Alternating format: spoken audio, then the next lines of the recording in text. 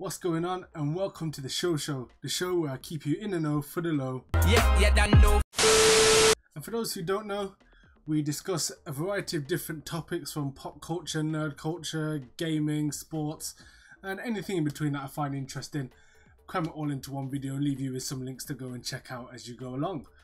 And today we're going to start off with that pop culture, and Azealia Banks has been moving mad again. The rapper decided to go on to Wild 'N Out to promote her upcoming album and ended up leaving in tears. The popular MTV show centers around making personal and cultural jokes with like a hip-hop freestyle twist, and like this is nothing new. Like celebrities regularly attend under the understanding that you can give as good as you get and everyone goes home as friends afterwards and it's all good. Not for Azealia Banks. She allegedly burst into tears on stage after being the target of a punchline in the popular Wild Style segment of the show. Now, this episode hasn't been aired yet, but fans are desperate for it to come out.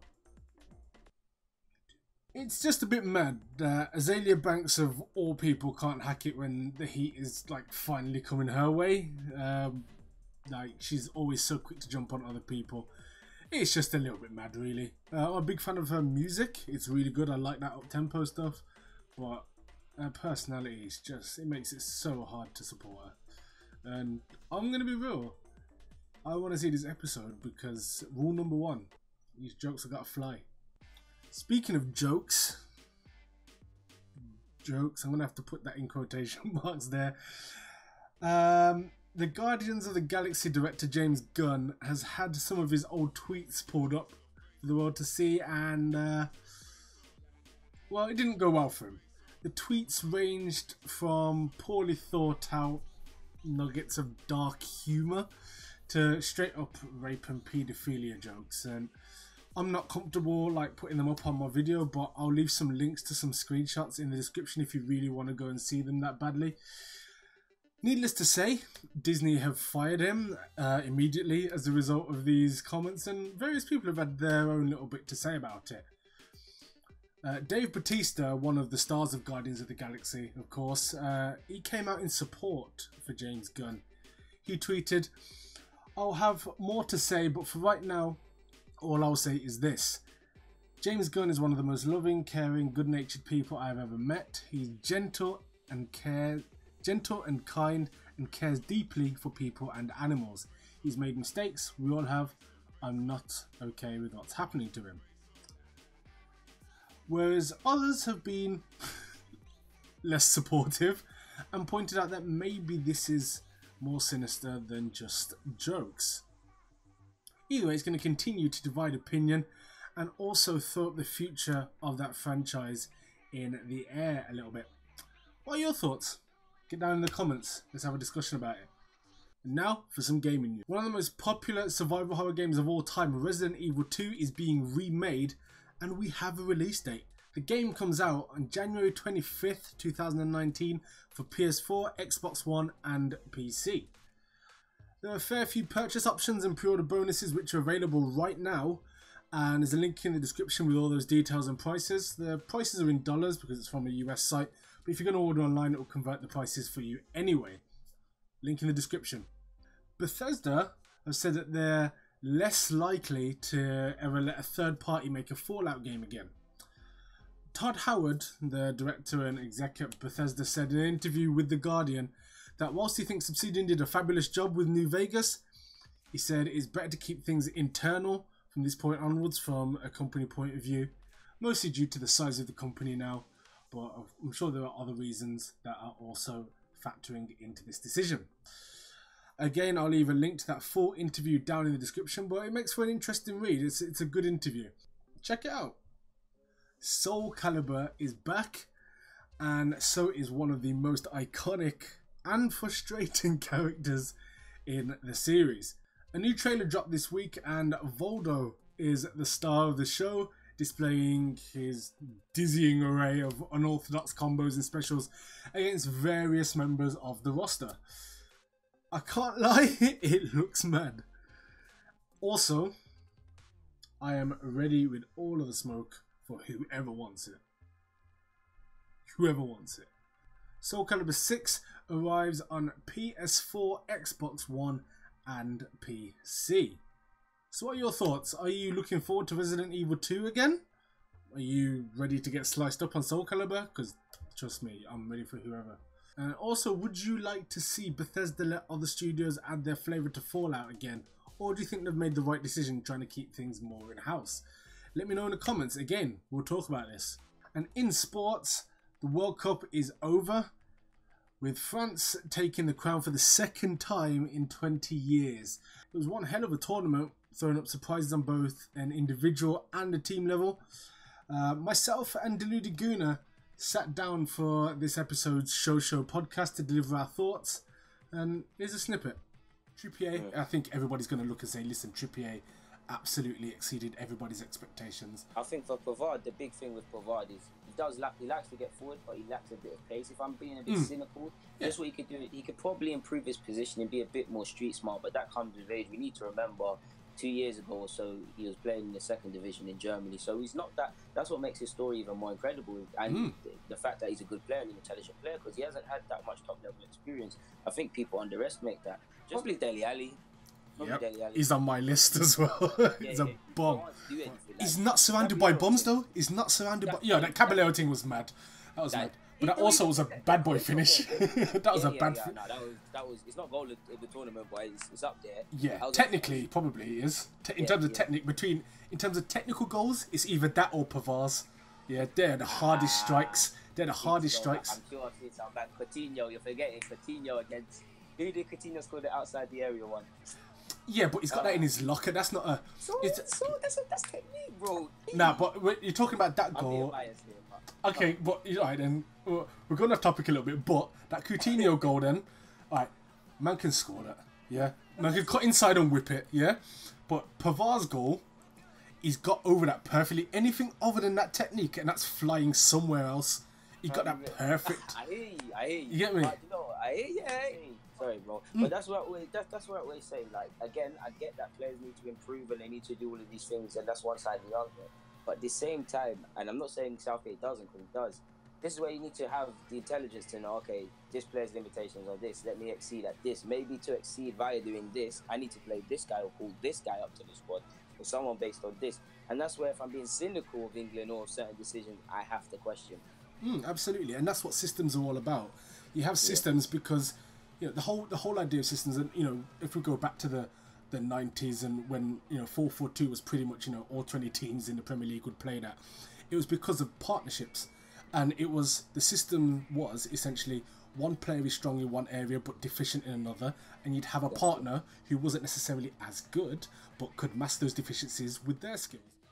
The rest of that interview can be found on SoundCloud. Again, link in the description.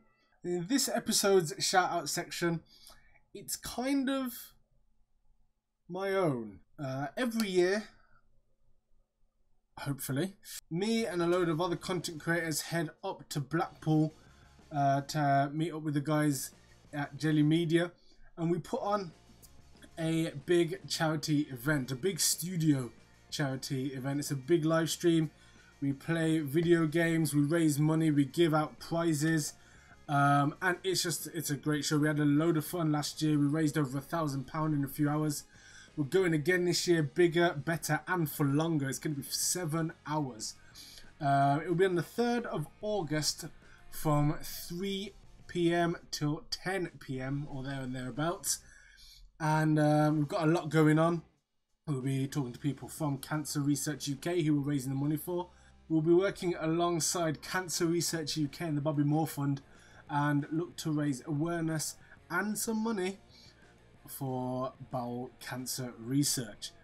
I'll be up there with some awesome names, the likes of David Fish, Bibby, Pirate, the Weathertron, myself.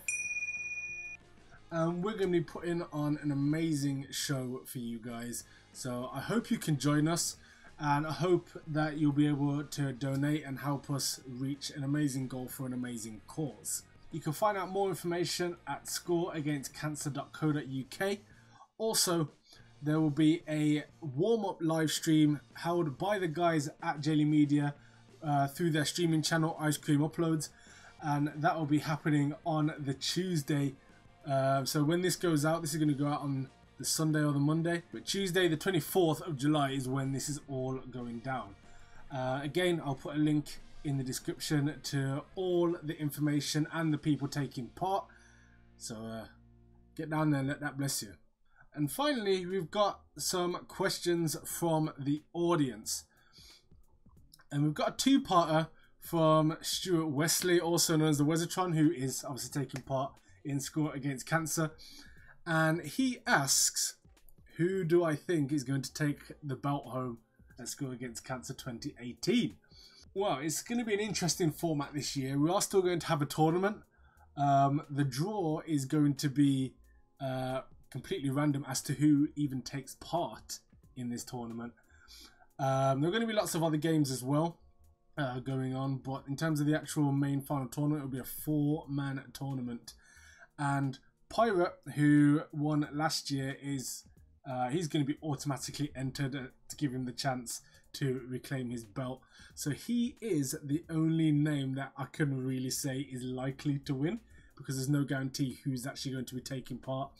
But regardless, between him, if the Wezatron makes it into that draw, he would also be a strong favourite as well.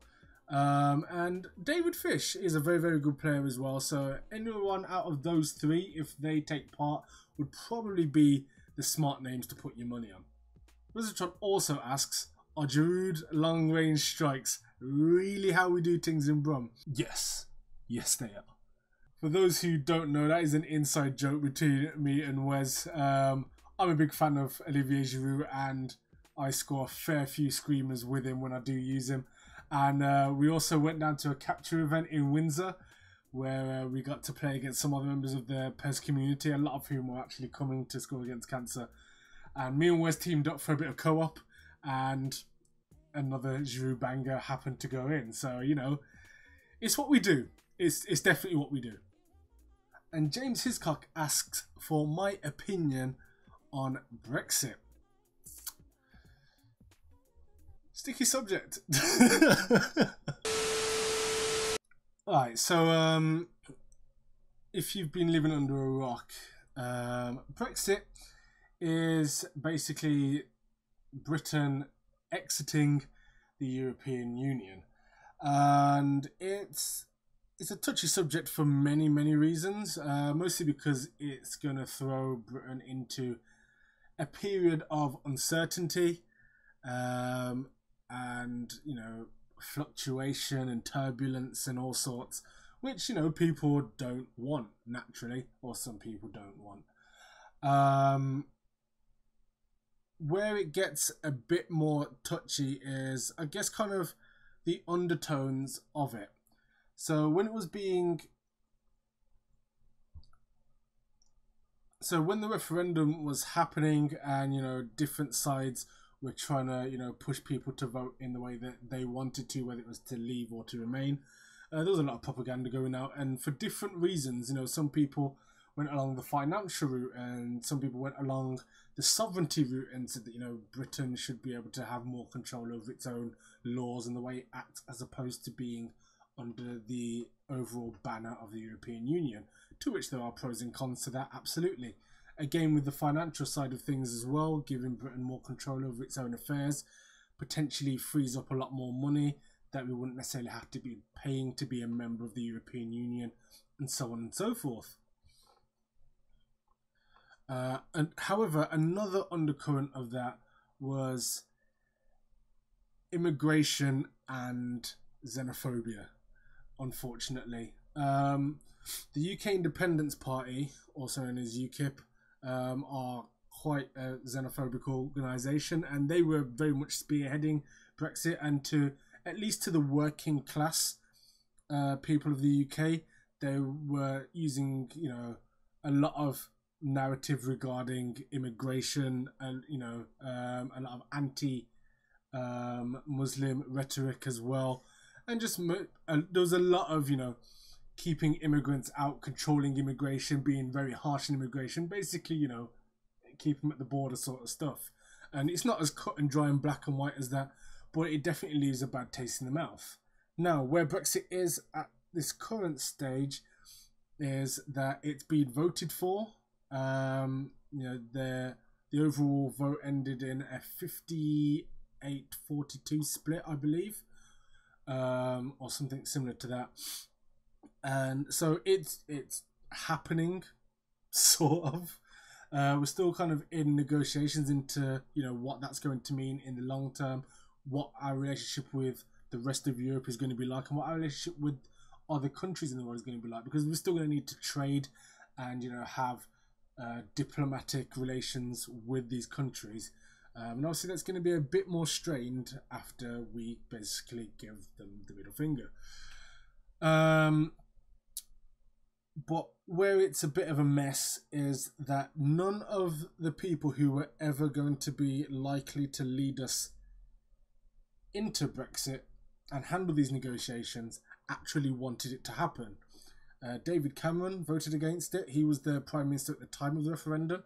He left when the referendum obviously didn't go the way he wanted it to, which then left Theresa May, who was the next leader of the Conservative Party, and Jeremy Corbyn, who is the leader of the main opposition, which is the Labour Party.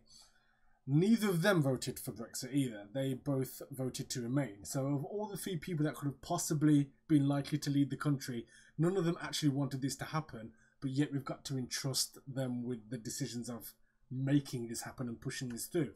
As it turns out, it's Theresa May, who is an absolutely shambolic leader in my opinion, and she's absolutely cocking the whole thing up. I mean, there's a lot of scope for Brexit to go badly, and she just seems to be going headfirst into every single one of those possibilities. She's not handling the negotiations well. She hasn't really, you know, let the country know what's going on.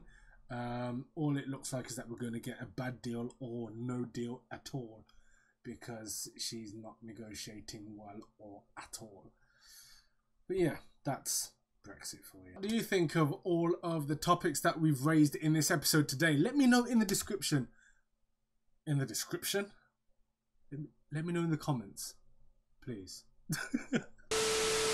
Yes, let me know in the comments what you think about anything we've talked about today, and also leave me some suggestions for what you want me to talk about in the next one. I'm going to be making these a lot more frequent. And also be sure to check out Score Against Cancer. It's going to be an amazing event. We're going to be raising loads of money, and there's some great prizes that we get to give away, including copies of the new Pro Evolution game, some exclusive merch that you cannot buy anywhere else, and plenty of other stuff. We'll be having, you know, signed football memorabilia and things like that. So be sure to go and check that out. Let me know in the comments what you think of this episode, and also give it a like if you've enjoyed it. If you watched for this long, clearly you're enjoying something, so please hit that like button. It really does help the channel, and subscribe, please. There's going to be plenty more content coming your way. Until next time, take care. Peace.